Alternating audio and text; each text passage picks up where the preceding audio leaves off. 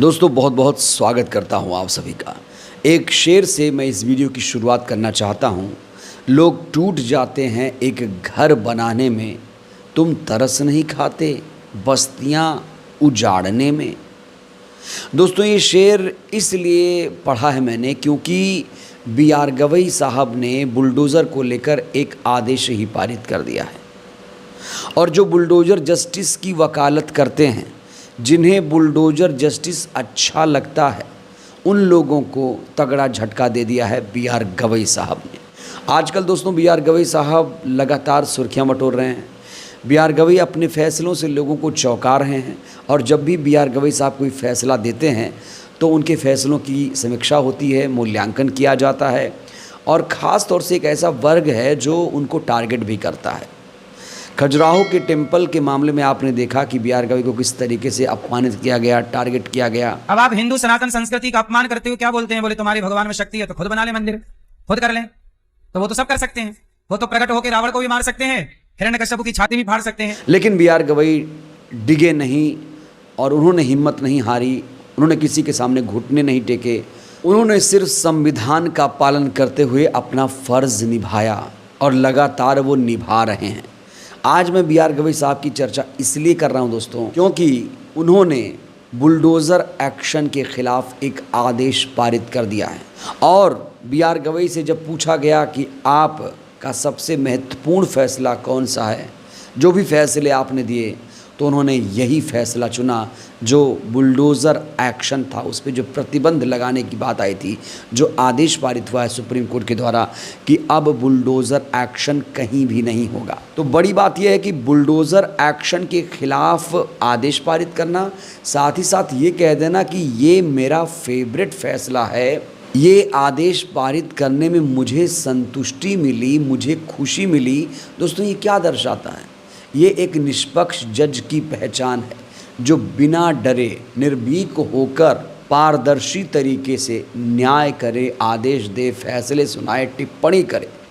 तो इसीलिए B.R. गवई बाकी CJI से बेहद अलग है। तो B.R. गवई ने क्या कुछ कहा है दोस्तों, आपको हम विस्तार से बताने जा रहे हैं जिससे आपको पूरा मामला और अच्छे तरीके से समझ में आए। सबसे पहले आप इस हेडलाइन को देखिए। यहाँ देखिए लिखा है बुलडोज़र एक्शन के खिलाफ आदेश पारित करने में बेहद संतुष्टि मिली। CJI B.R. गवई ने एक बहुत बड़ा बयान दिया है। दोस्तों जैसा कि आप लोग जानते हैं कि जब भी बुलडोज़र की बात आती है तो बुलडोज़र बाबा का नाम सामने आता है। कई लोग जो उत्तर प्रदेश के CM हैं उन्हें ग्लोरीफाई करते हैं, कहते हैं ये तो बुलडोज़र बाबा हैं। और जो लोग बुलडोज़र जस्टिस की बात करते हैं वो लोग असंवैधानिक कार्य कर रहे हैं। B.R. गवई ने कहा कि सब समाज में बुलडोज़र न्याय अस्वीकार्य है। उन्होंने कहा कि कानून के शासन द्वारा शासित एक सभ्य समाज में बुलडोज़र न्याय अस्वीकार्य है। यानी जहाँ कानून का शासन होता है, जहाँ कानून का राज होता है, जहाँ संविधान का राज होता है, वहाँ पर बुलडोज़र न्याय अस्वीकार्य है। इसे किसी भी कीमत पर बर्दाश्त नहीं किया जाएगा। दोस्तों यहाँ पर डेयरिंग देखिए CJI B.R. गवई साहब की। ये जानते हुए भी कि उत्तर प्रदेश के CM को बुलडोज़र बाबा कहा जाता है, इसके बावजूद इतना बोल्ड स्टेटमेंट वो दे रहे हैं। वो कह रहे हैं कि ये जो आदेश हमने पारित किया है, इसे पारित करने के बाद हमें बहुत ज़्यादा संतुष्टि मिली है क्योंकि ये जो बुलडोज़र जस्टिस है ये अनकॉन्स्टिट्यूशनल है और जो लोग बुलडोज़र जस्टिस को सपोर्ट कर रहे हैं वो भी असंवैधानिक काम कर रहे हैं। बड़ा सवाल ये है कि B.R. गवई ने क्यों दिया इस तरह का फ़ैसला, तो इसको लेकर उन्होंने क्या जवाब दिया है। CJI ने कहा है कि मुझे लगता है कि बुलडोज़र वाला फ़ैसला बेहद संतोषजनक था। इस फैसले के मूल में मानवीय संवेदनाएं, इंसानों द्वारा सामना की जाने वाली समस्याएं थीं। जिस परिवार को सिर्फ इसलिए परेशान किया जा रहा था क्योंकि वह उस परिवार का हिस्सा था जिसके सदस्यों में से एक या तो अपराधी था या कथित अपराधी। दोस्तों इस बयान पे थोड़ा आप लोग गौर करिए। यहाँ समझना पड़ेगा आपको कि B.R. गवई साहब कहना क्या चाह रहे हैं। यहाँ पर B.R. गवई बेहद भावनात्मक तरीके से सोच रहे हैं। वो कह रहे हैं कि अगर किसी घर में एक व्यक्ति अपराधी निकल जाए या कथित अपराधी निकल जाए तो क्या उस व्यक्ति की वजह से, उस एक व्यक्ति की वजह से पूरे परिवार को सज़ा मिलनी चाहिए? उस दुष्ट व्यक्ति की वजह से पूरे घर को गिरा देना क्या जायज़ है?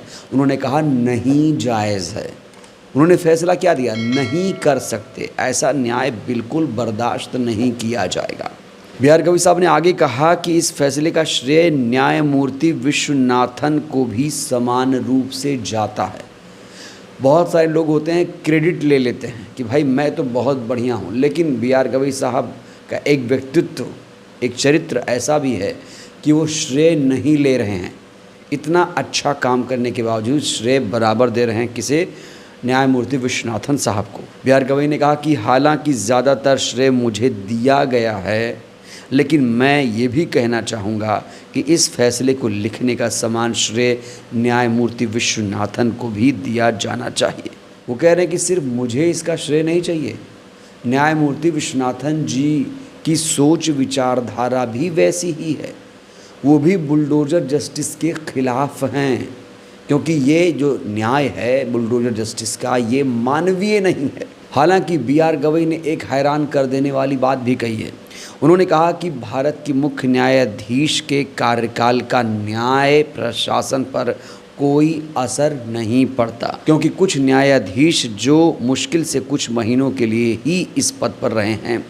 मुख्य न्यायाधीश गवई ने कहा कि उन्होंने न्याय की बेहतरी और देश भर में न्यायपालिका के बुनियादी ढांचे में सुधार लाने के लिए अपनी ओर से हर संभव प्रयास किया। यहाँ बिहार गवई साहब बहुत हैरान कर देने वाली बात कह रहे हैं। ऐसा लग रहा है कि वो अपना दर्द बयां कर रहे हैं। कह रहे हैं कि कुछ महीने के लिए जब कोई सीजीआई बनता है तो उसे उतना मौका नहीं मिलता है। ऐसे लग रहा है जैसे गवई साहब ये कहने की कोशिश कर रहे हों कि उनका कार्यकाल बहुत छोटा है और उनका कार्यकाल और ज़्यादा होता, 2-3 साल होता तो इस देश की सीरत और सूरत वो बदल सकते थे। ऐसा भाव शायद प्रकट कर रहे हैं बिहार गवई साहब। और बिहार गवई साहब ने बुलडोज़र एक्शन को लेकर जो आदेश पारित किया है दोस्तों, यकीनन वो काबिल गौर है, काबिल तारीफ़ है। और बहुत ही कम जज ऐसे हैं जो बुलडोज़र न्याय के खिलाफ बात करते हैं। तो ऐसे जो जज हैं उन्हें कम से कम सैल्यूट तो आज बनता ही है। तो बिहार गवई जो इस समय तमाम हिंदुवादी संगठनों के निशाने पर हैं, लगातार वो सुर्खियां बटोर रहे हैं। बुलडोज़र एक्शन को लेकर जो उन्होंने आदेश पारित किया है उसकी बहुत ज़्यादा चर्चा हो रही है, तारीफ़ हो रही है। बहरहाल इस वीडियो में इतना ही। बिहार गवई के फैसलों को आप लोग कैसे देखते हैं? बिहार गवई आपको कैसे सीजीआई लगते हैं? राय दीजिएगा। बहुत बहुत धन्यवाद।